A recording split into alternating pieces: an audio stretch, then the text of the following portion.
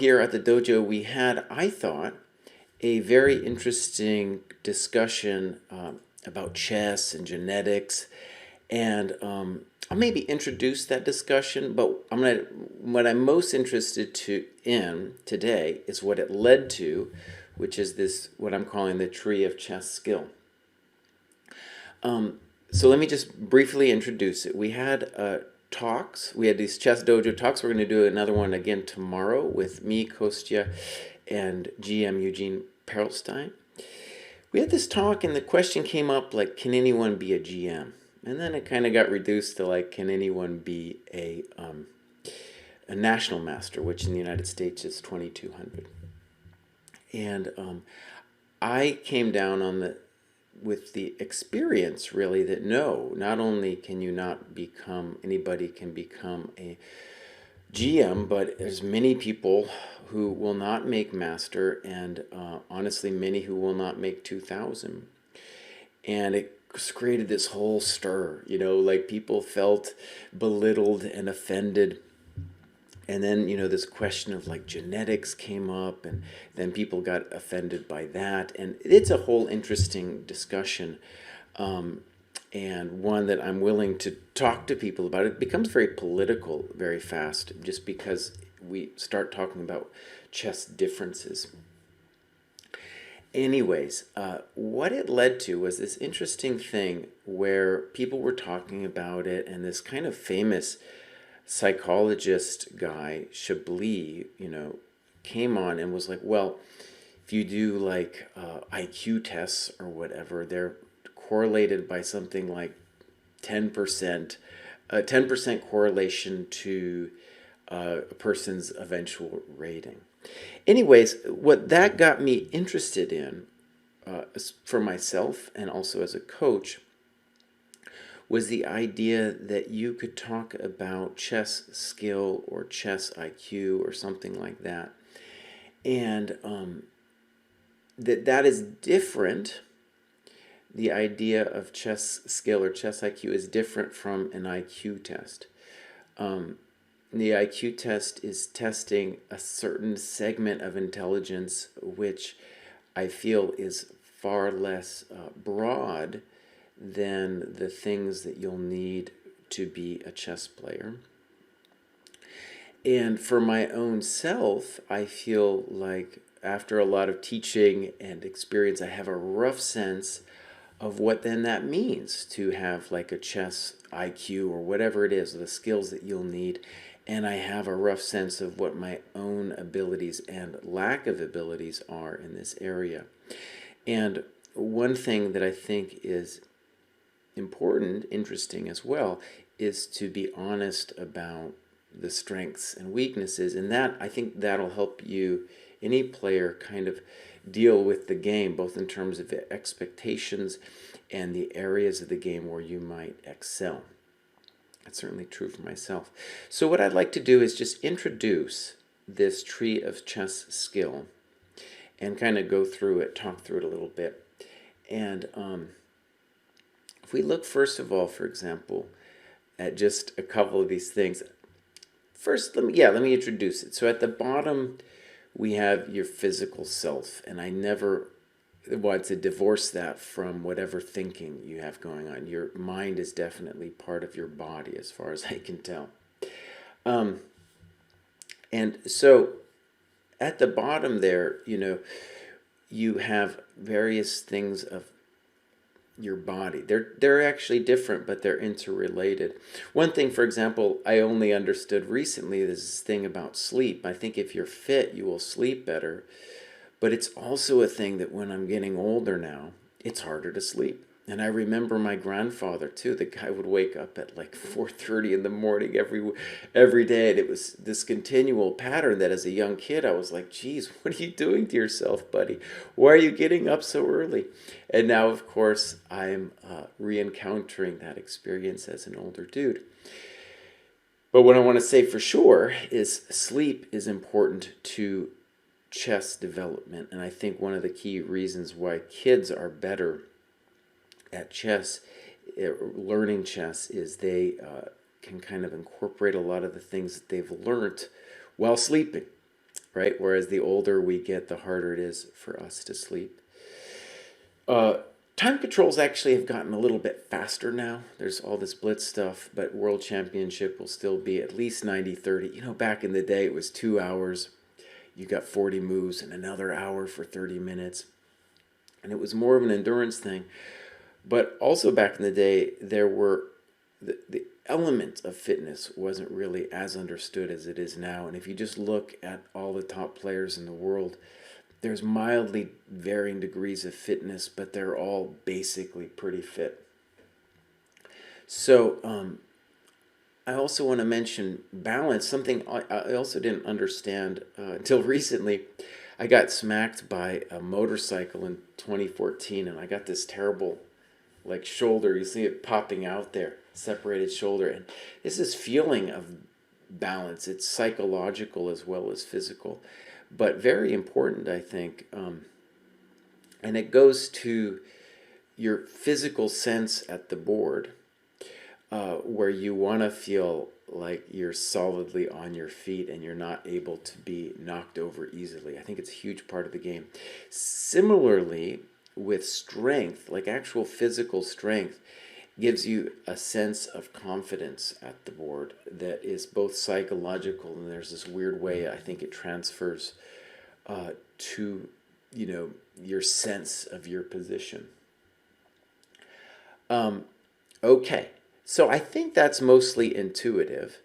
And I think in terms of, if you want to talk about the genetic discussion, I think even those people who want to deny the place of genetics in this discussion will understand, accept that things like sleep change as you get older, and that also it's easy, I don't feel it's that controversial to say that your chess ability is going to wane as you get older, decrease.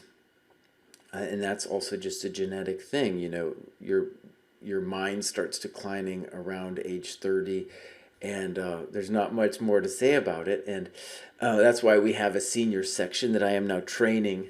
I got a couple years left, but I'm training to be a seniors player, which will be very competitive. It sounds, well, you know, if I was a kid, I would say seniors chess, what are you talking about?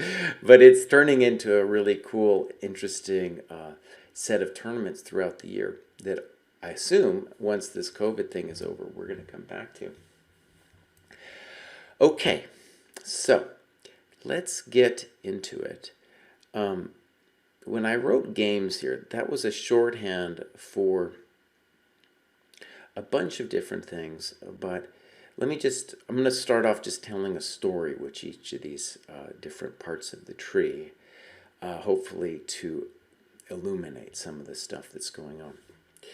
So I knew a guy, I still know him, but I don't know him well anymore, named Gopal Menon. He's from Chicago. And I knew him like when I met him back in like 2005. I was playing a tournament in Chicago. And he was, you know, a teenager.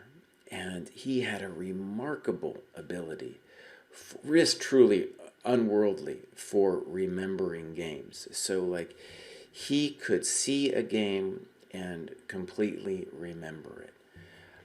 And it was this totally humorous thing where he knew my games better than myself.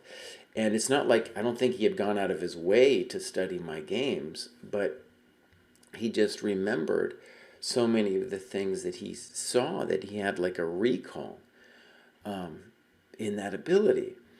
And it was an unworldly skill. And it helps me understand, especially thinking back on it, that is a key part of the game. And it helps in a variety of ways. The obvious one is when I put in games, that's really your ability to incorporate what we'd call opening knowledge. My own opening ability has really gone downhill because I was never that good at remembering things, but now it's become more difficult. But if you can remember a lot of games, not just maybe the opening sequence, but deep into the middle game, and maybe think about some of the plans even as you're playing some other game and you're remembering a different game, that's very helpful at the chessboard. And one of the cool things about that kind of memory is a lot of times in chess when you're trying to understand a position, and we'll talk more about that with strategic thinking, it's useful to call up in your mind some other game. And if you have the ability to see that game in your mind, see a position and compare and contrast the positions in your head, well, that's a huge advantage. It's a huge monster skill.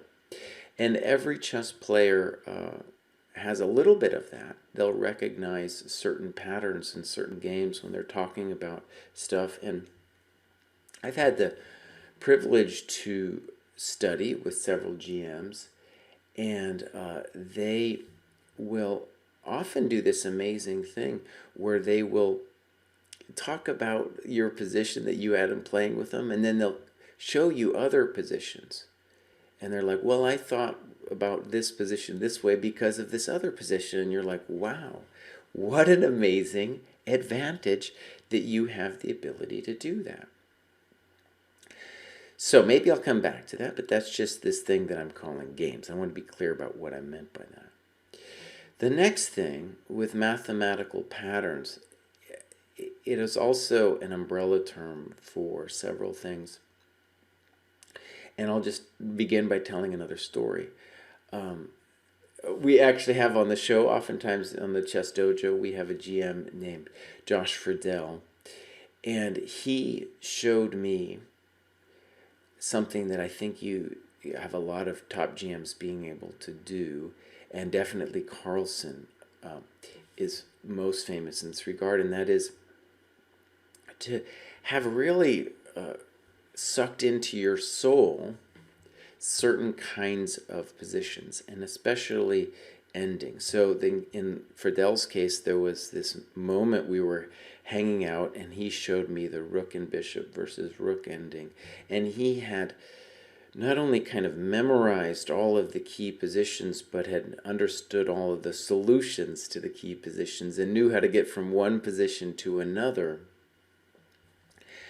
in a way that was just a totally different kind of intelligence for myself. I just looked at that and I was like, I do not have that skill. In the same way I didn't have Gopal's skill. And it's a different kind of intelligence, I think, when you think about this thing about games, or you think about what you see with a Josh Friedel being able to do that kind of position.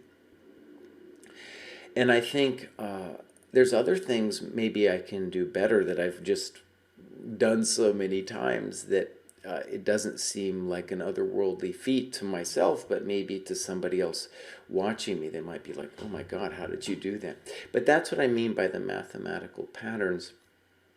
And similarly, there's a lot of tactical patterns that will be kind of stored in your head that you can access and kind of know how they work, the mechanics of those. And that's a similar thing, I think, to what I'm talking about with Josh Friedel's kind of ability. Now, one thing about this particular branch of chess knowledge that I want to emphasize is when people talk about mild autism maybe helping in chess, my sense is that this is the area where that would come in. Now, this thing about autism I want to mention is a little bit controversial, because what the doctors call autism and what you might observe in chess players as an autistic ability is maybe not the same thing. But I think if you hang around chess players enough, you will meet several people who are able to do otherworldly acts of ability when it comes to pattern recognition and numbers in particular. Even though numbers aren't a part of chess, you'll see them in other, you talk to them about calculating a bill, and then it'll start to turn weird or otherworldly to your sense of how math in the mind works. And that's a particular kind of skill that some of us have to more of a degree and others don't. I think there's a strong case to be made that most GMs, not all of them, have some touch of this autism. It will hurt you if you have full autism, and we'll talk a little bit more why that's the case a little later. But definitely that kind of skill is what I'm talking about when I talk about mathematical patterns. And we're going to talk a little bit more about calculation in that regard. So, in this side of what we're talking about what I've called memory or passive knowledge. I think another famous people are talking, they might call it static knowledge or something like that. Um, and that's, I won't want to call it a different side of the brain or whatever. In fact, when you start thinking about how chess works, when you're really playing at a high level, everything is going to be interrelated anyway, like in your thought processes. But this is just a way of breaking down the different kinds of skills that I think you need to play chess well. Now I'm going to try to sum it up. I'm just going to roll through these different lines of the tree, branches of the tree, and then we'll come back. So strategic thinking is, I almost call it philosophical thinking, and that is the ability to think about the interrelationship of the pieces in a discursive or verbal way, right? To tell a story about the position. And a lot of times when I'm teaching chess, especially to kids, I get the question, what do you mean by story? What are you talking about? The position has a story. I get that a lot when I teach at the U.S. with the U.S. chess schools. I guess it's at the U.S. chess school, but now, of course, it's all online. I get that question a lot of like, what do you mean by a story? And there's a lot of vids, actually, we've done on ChessDojo where I talk about stories of positions. So if you're curious about that, you can check it out. But I just mean the ability to talk about the roles of the pieces in relationship to one another, which piece is good, which piece is bad, what needs to happen in the position. So that's what I mean with strategic thinking, and it's different than calculation. But I first want to talk maybe a little bit about this other side of business, the business, and what I called intellectual aggression or active thought. And what I mean by that is it's not something when you're at the board that you just know. Not at all. It's like something you have to kind of develop. But after you've done a lot of strategic thinking, that will inform your intuition of the position, right? And that intuition, of course, should always be developed and checked and thought about. But basically, everybody has a chess intuition. Even if you're just starting off and you think that the best moves are h4 and a4, your intuition at that point is you want your rooks in the board. And then later, your chess intuition will develop because you've done some strategic thinking. And luckily for all of us in chess, we have somebody to prove us wrong. Whereas in the real world, it's easy to deceive yourself into thinking all kinds of things because you're never proven wrong in the same way that you are with chess.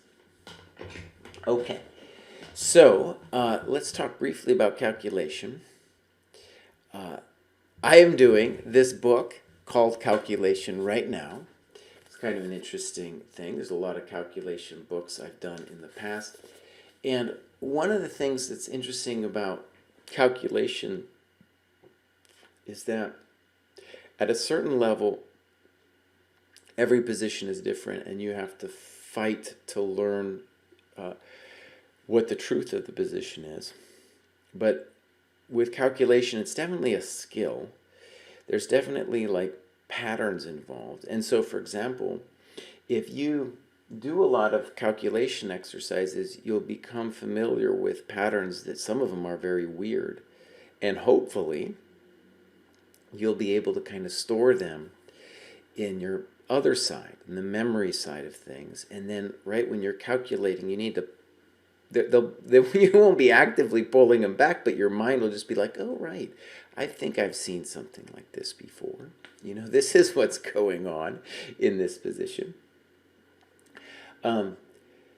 So that's a funny thing about calculation and its relationship to memory. But definitely it's a skill, and some of us have it more and some of us less.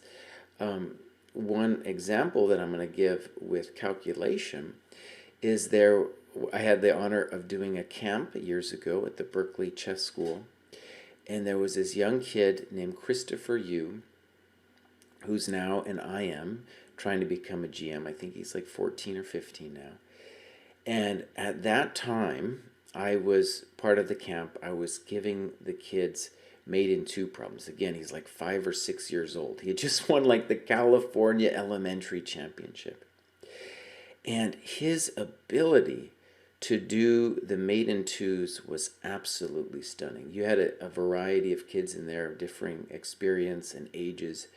And he was just this little kid, and he was finding those answers very quickly. And it was stunning to see. And one of the things that's so curious about coaching, right, is trying to identify what chess talent is and how to nurture it. And me and David Pruce have actually had some fascinating discussions about how you figure out if a kid's got it or whatever. There's different theories. Alexander Nikitin, who coached Kasparov, said this thing about being able to look into a kid's eyes and see it, and that sounds absurd, but I can understand how intuitively that might make a certain amount of sense. If you saw the young Kasparov and saw something in his eyes, and there probably was something in the kid's eyes at that time. But here's the funny thing with Christopher, clearly a very strong player, and unfortunately COVID has cut down his ability to fight for the GM title at a very early age. I assume he will actually get it. But that overwhelming ability on this one aspect of his game wasn't actually enough to shoot him immediately to the top. Because I thought, the guy had all the advantages, coaches, and ability to play tournaments. I thought he had it all. And I saw several of his games in the years following that where he was just amazing at calculating positions. It was truly impressive. But it's just one part of this overall tree. And that's one. I guess that's one of the reasons that there's a school of thought out there that calculation is the most important thing for you to train.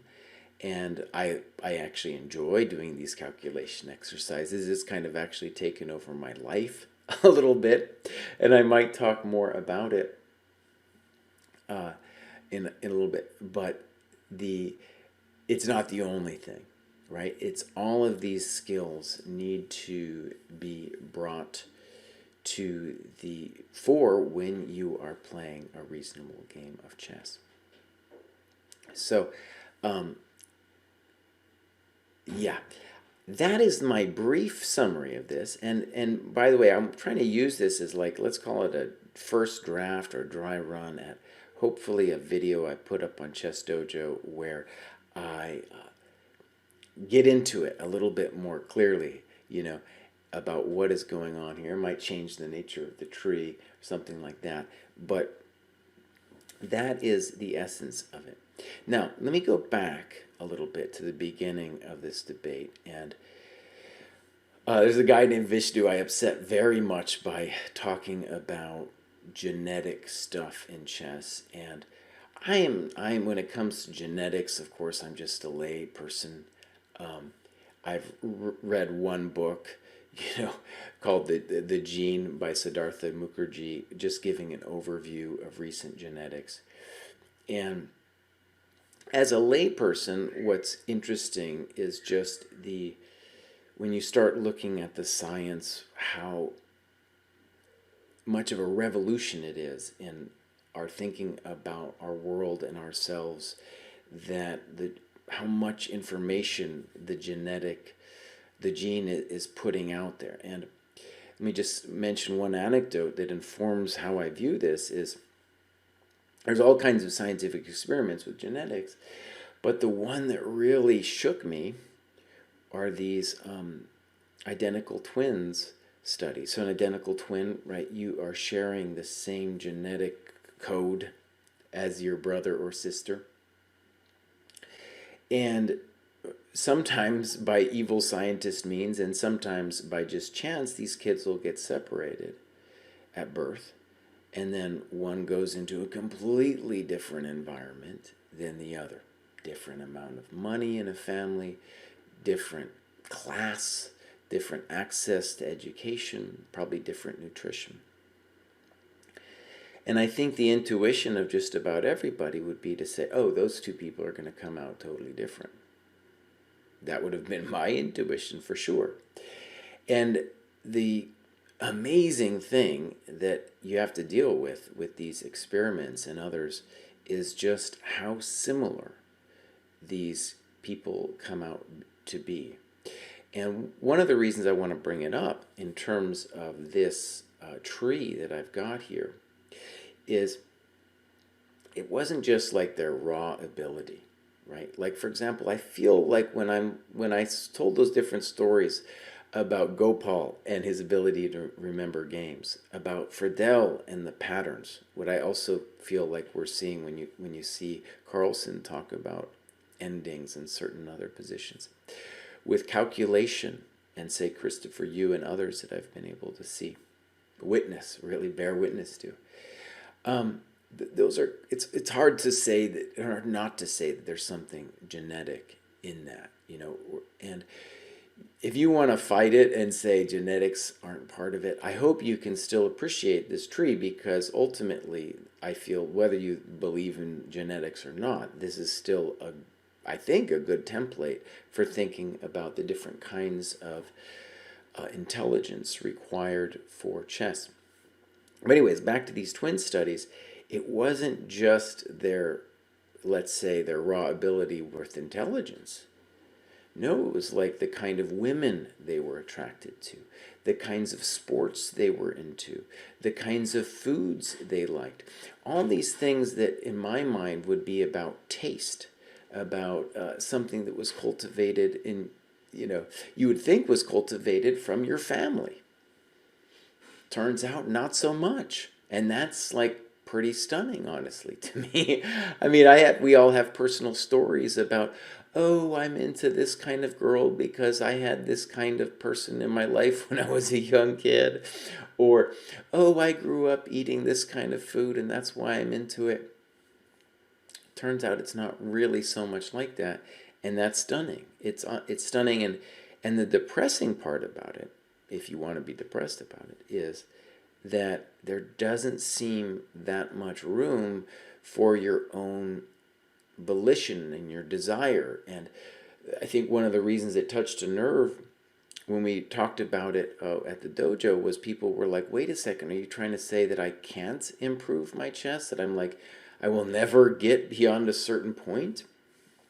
And the incredible thing about the genetic studies is it's kind of like saying, well, not only that, but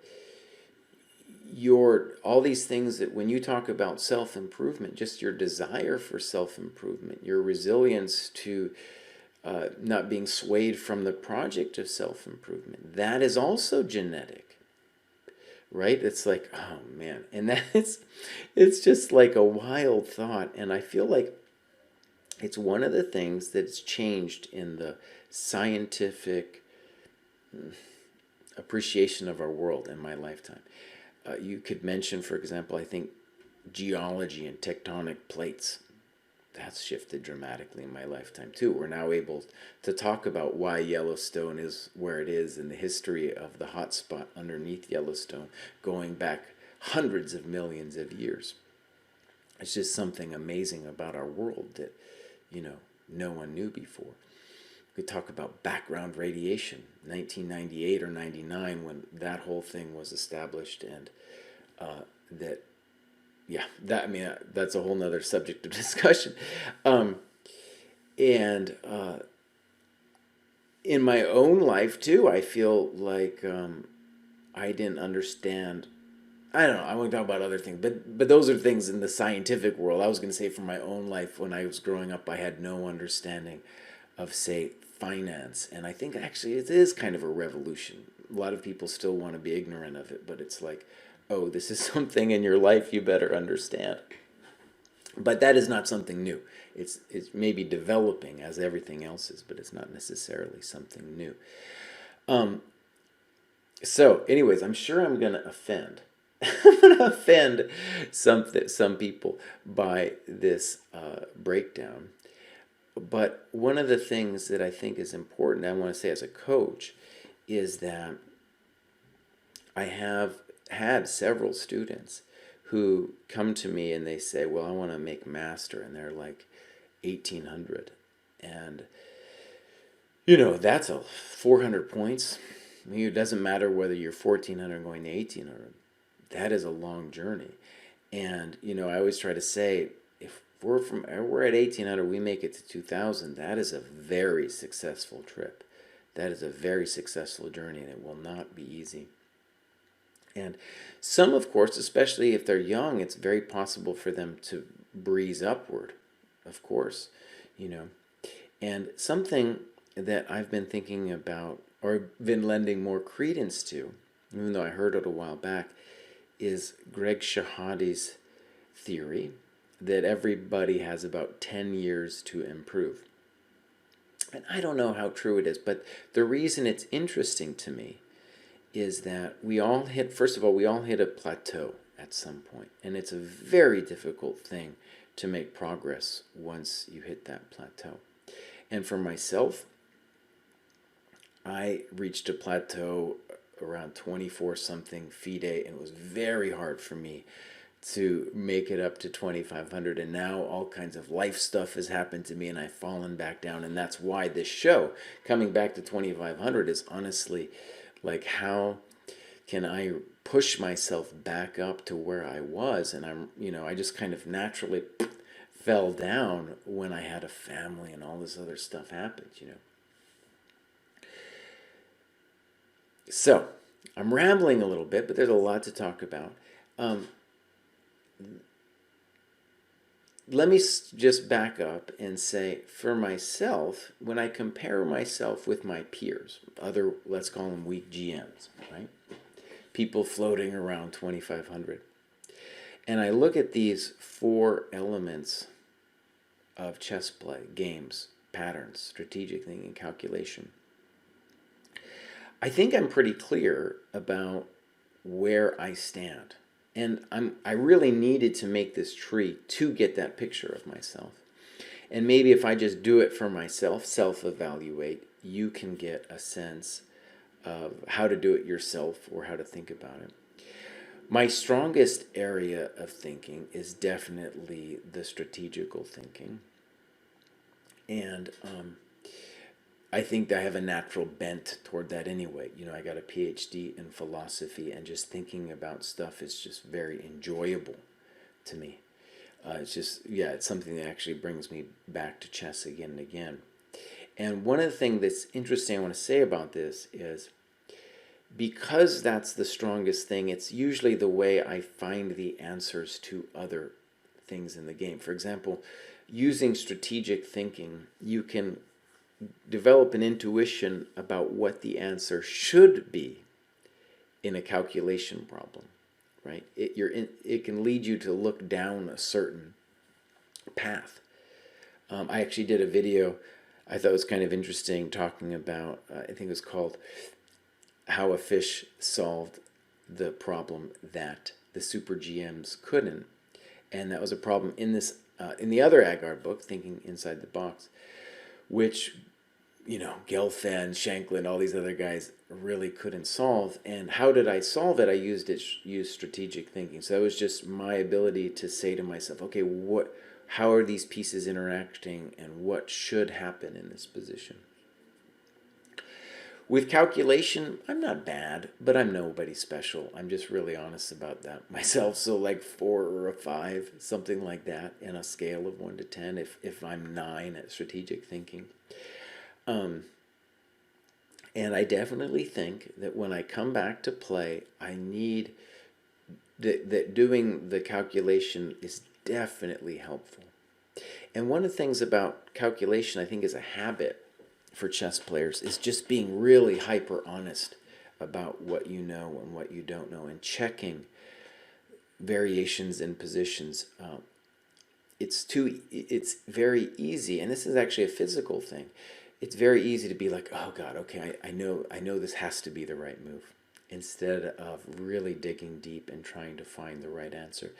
It's and on a physical level, I'll compare it to be a situation I think most people are familiar with sports. Like, let's say you're playing basketball or something and you're tired, you're not going to drive to the hoop. You're just going to shoot some shot from the outside, because driving to the hoop costs a lot of energy. And so you can make weak-minded decisions. Anyways, I'm just trying to say that's an example of calculation being related to fitness. And actually, one other interesting thing about calculation is, after you do it, like Christopher, you did the maiden twos. He didn't know all the patterns. I know, because he was just a kid.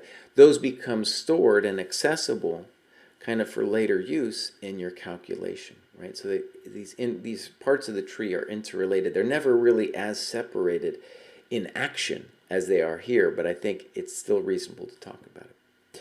Okay, let's talk about games. I think when I was a kid, I was pretty good at remembering games. Games that I'd studied, openings I had studied. And this is the part of the game where I've really noticed the biggest decline.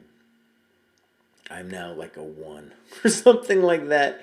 And I'm finding more and more that with the openings I've got, I'm looking more to play structures instead of these hyper-involved repertoires where you got to remember a lot, you know?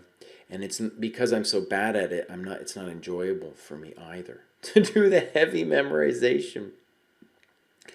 So that's something I'm being honest with myself about. But I do think that especially when we come back to playing, I should really focus on studying deeply some openings, especially openings that I'm able to play as a structure, not necessarily as a memorization, but just as a structure. That kind of study, I think, will be very helpful. But it's also just important to acknowledge with honesty that I'm not going to ever be great at that part of the game, and that's where I am going to get worse and worse, right? It's just an honest reflection. I think that's going to be true of most people who are getting older, though some more so than others. And you can see there's been a couple GMs who stand out as super GMs who've been able to compete at a high level when they're older. At the moment, there's only one guy over 50 and over 2,700, and that's Vishy Anand. Back in the day, though, you had Korchnoi, you had Smyslov. Those guys were, I think, mostly exceptions, though, to this rule. And so for me, I realize I'm on a decline, but hopefully by being honest about it, I can overcome it, or I can compensate for those weaknesses. Also, as a strategy, one thing I've found is that before the game, it's kind of like cramming for a test. And one thing actually it's nice about not knowing an openings, not really being able to remember anything, is when I come to a game, I can look in the database and I feel like I have enough experience to play almost any opening. So if I feel like I see a weakness in my opponent, I can just go to that opening and learn it a little bit. Learn it, just hopefully get the position that I was aiming at to have a competitive advantage. With the mathematical patterns, I'm also getting weaker. And it's interesting just to note, right, that with age, it's this left side in this tree where I am getting substantially weaker. The right side, maybe, honestly, with strategic thinking, maybe I'm getting stronger. I definitely feel very reasonable in that area of the game. But with the mathematical patterns, I'll say this, like, when I try to learn, let's say that rook and bishop versus rook ending, it's difficult for me to remember all the little tricks. There's a lot of tricks involved in something like that. And So my ability to learn new kinds of patterns and kind of incorporate them into this passive knowledge base in my mind, wherever it is a very difficult thing for me to do. But I have developed, especially I think for the ending, a good understanding of a lot of the key positions, and I'm certain actually that that was key to my ability to play well, especially in the ending, but also in the end game, the strategic thinking comes very much into play. And so that's just another interrelationship between those things. Okay, so much more to say about this stuff, but I want to say, so for games I'm like a 1 or a 2, patterns I'm like a 3 or a 4, strategic thinking I'll give myself a 9, and calculation like 4 or 5. And so I think when I've, by doing that, I've given already, you can see the kind of chess game that I'm going to want. I'm going to want a closed game with some strategic maneuvering. Calculation will always be involved, and I can try to improve on that. And I want to keep my, let's call it my ending database in there, how it works, available, still working, to beat these kids, because that's mostly who I'm going to play when I go back to playing, to keep that active. If you imagine other players, it's kind of interesting to think about where Magnus has got it all. The guy's got all those things. It's kind of ridiculous even to think about which phase of the game he doesn't have. I don't think there's any part of it he doesn't have. And I think especially with the patterns, that's where he is significantly better than the super GMs of the past. I don't think Kasparov had like that super grip on being able to play endings just kind of with his hands. Like it's almost like those endgame positions are so deeply incorporated in his mind, in what I think is at least a mildly autistic sense, that the kid can just play. He's not a kid anymore, but when you're as old as I am, he's a kid. Arguably, though, I think, it's not arguably, I think Kasparov was the best when it came to calculation, right? Just amazing calculation abilities. Absolutely amazing. And there might be somebody out there who's as good as Gopal Menon with memorizing games, but I don't think so. I really don't think so. Yeah. And somebody like Gelfand, I think, is pretty good at strategic thinking. And almost, of course, every super GM has an intuition about it. Okay. So let's show a position, and I just want to talk a little bit about this position, a little bit to say what I've been going through my own chess training, but also to relate it back to this tree here. So here's a position. If you want to try it yourself, this is white to move, and this is in the Agard book. In my last show on the road back to 2500, I was talking about the positions that I did not do well on, that I, for whatever reason, didn't get. And this one I performed poorly on. But that's not the main reason I wanted to show this puzzle or position. The main reason I wanted to show it was to talk about how strategic thinking and calculation actually go kind of hand in hand. So if I take it over here, one funny thing about doing calculation puzzles, this is a side topic, but is important, is one of the reasons I don't, as a way of path of improvement, I'm not thrilled with calculation puzzles, is that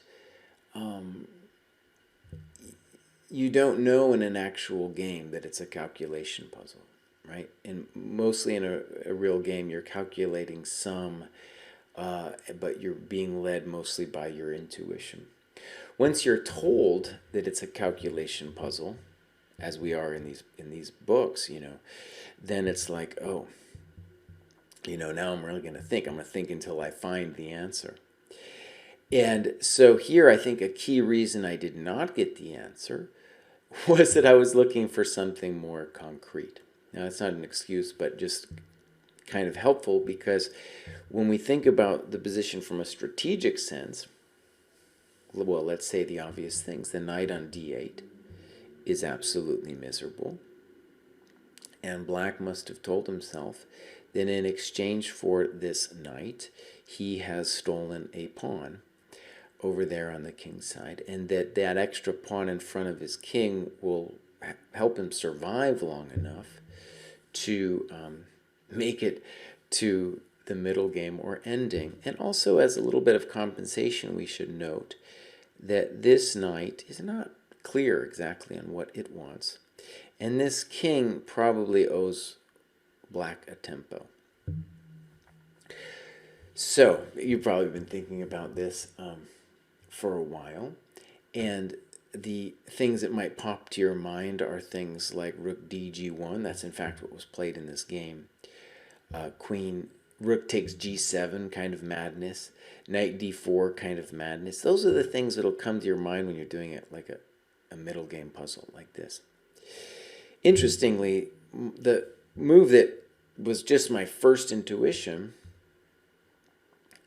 in this position was the right move, which was queen f5. And one of the things that's so weird about this move as a solution to a problem is that it's not really too much about calculation. It's more about domination and strategic thinking.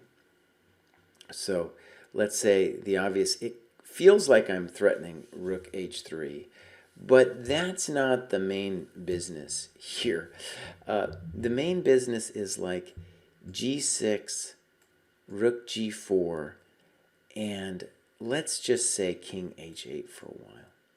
The intention is not to take the frickin' queen. The intention is boom, and to immolate the guy, where if they play queen f6, they're in a position where they can't move anymore. You know, they really can't move at any point in the game. Bishop g5 is going to come, knight d2, e4 is going to come, and this guy is just completely toast.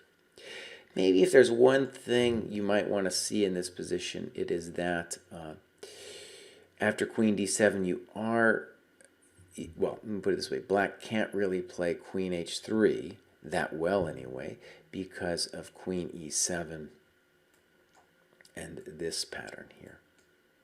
Again, a pattern. So when we go back, the thing I wanted to stress was like these different parts of the tree are interrelated, and I failed in this problem because I didn't let my strategic thinking guide me, basically, which is to try to play against the knight on d8. And of course, as a calculation exercise, the first thing you're thinking of is mating black. But the mate is actually secondary to the terribleness of the knight, which is, let's say, infecting the rest of the pieces because the rooks can't coordinate. And with queen f5, it's really nice that we take away the c8 square from the rook. So I thought that was just an example. I will do in my next show, I'll talk a little bit about the calculation exercises I've been doing. I've been doing a lot of it. It's been very enjoyable. And now while I go back to this other picture, I want to say the hardest thing for me, and I've said this on the show before, and it's very surprising, the hardest project I've ever actually had is trying to get fit. And it's very surprising to me. You know, I did a PhD in philosophy in Germany, in German, very difficult. I wrote a chess novel, very difficult. I worked really hard on that. And then, of course, I did the GM business. And, you know, losing a little bit of weight in the last couple of years, oh man, the most difficult, challenging thing I've ever done. And it's surprising because you would think like, oh, it's just a willpower thing, you know, stop eating. Stop eating, buddy. And it turns out to be really difficult. not only for myself, but for other people. Like, apparently, there's some ridiculous stat out there where almost everybody is going on a diet at least once or twice a year, and 99% of those attempts are failing. And so that, like a lot of this other chess stuff, is, you gotta say, genetic, right? There's something that they don't even understand yet, but there's like something preventing you from going below a certain level. Kind of the way I imagine a buoy out on the ocean. Like that buoy, you can drag it down with a lot of effort, but keeping it down, that's pretty hard to keep the buoy down once you dragged it down with loads of force. Incredibly hard. So, but I want to say, it's very important, is that I have gotten, now that the kids are back into daycare and stuff, I have established a much healthier routine.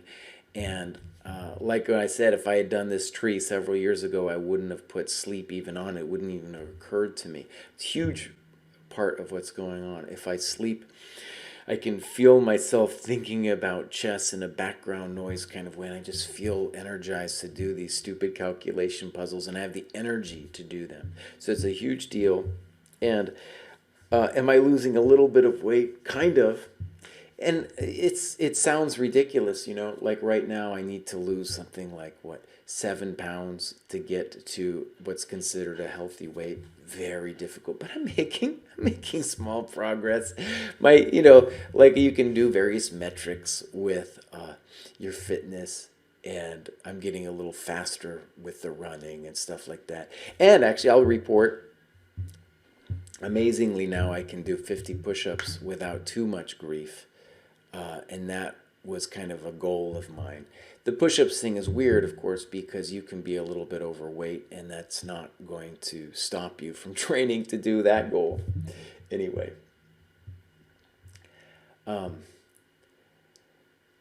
So Icy writes, let's just read a couple comments here. With this one, I disagree with you. You need the right strategy for fitness and health too. If you cannot maintain it, is not the right way. Well, that's an interesting thing to say, and mostly I agree with that. But if somebody's radically out of shape, it will affect their life, and how they got to that point is a whole interesting question. But that is in the same way we have a lot of people trying to do chess improvement. It's a similar project, honestly, with the fitness improvement. And is it very difficult? Is it partly genetic? Absolutely. And, one of the things I really wanted to stress is, to me, as someone who's a chess coach and fan, if you are 1600 and trying to get to 1800, I think that's a beautiful goal, especially because I know the sacrifice that people have to do to make it, even if it doesn't seem amazing to somebody else that they got to 1800. I think it's an amazing journey especially if you had plateaued at 1600 and you're trying to make it. In a similar way with weight, you reach a certain plateau, and it's very difficult to bring it back down. Personally, I don't have any incredible sense, but I do think, my God, it's got to be possible for me to lose 7 pounds. And I also know that when this COVID thing happened, my health completely deteriorated, and I immediately gained weight. And so I know that it's possible to go up and down, and that, at least for myself, at least 7 pounds got to be correct. Yeah, Sedang Sames run 10K a day. 10K is a great distance to run. I have a beautiful loop here. It's about 6.5 miles. I've done that a couple times this week, and I just feel great afterwards. And it's especially, I think, a sign of fitness if you can do that 6.5 miles or whatever, and then not be completely exhausted after. Because first of all, you're not going to be able to do anything, and the kids are going to be screaming at you, but it's just a sign of fitness of your recovery time for being able to do that. So that's a huge part of it, about this underlying thing underneath the tree with all the physical stuff that's going on. And running is, I think, a great way for the endurance that you're going to need because one of the things about chess is, and you can see it with calculation exercises, is you can start off doing these calculation exercises and do quite well, and if you start tracking yourself, if you do it an hour, 2 hours, you're going to get weaker, and your mind will start getting sloppier. It'll be like when you're, that example with the basketball, you're going to throw up shots on the outside of the circle because you're too tired to go in and fight for the layup. And that definitely happens in a real chess game too. The mistakes happen later, and that's why, honestly, these guys, man, when you face them, they're gonna try to, after you might memorize your opening on Chessable, but oh boy, they're gonna come for you a little later. Okay, so I'm gonna stop there. I will post this on our ChessDojo YouTube channel, and I'm gonna try to make a succinct video on this little tree of chess skill to just kind of put it out there to the world and see what people think. All right, everybody. Bye-bye. Thanks for watching, and I'll be back soon with another edition of The Road Back to 2500.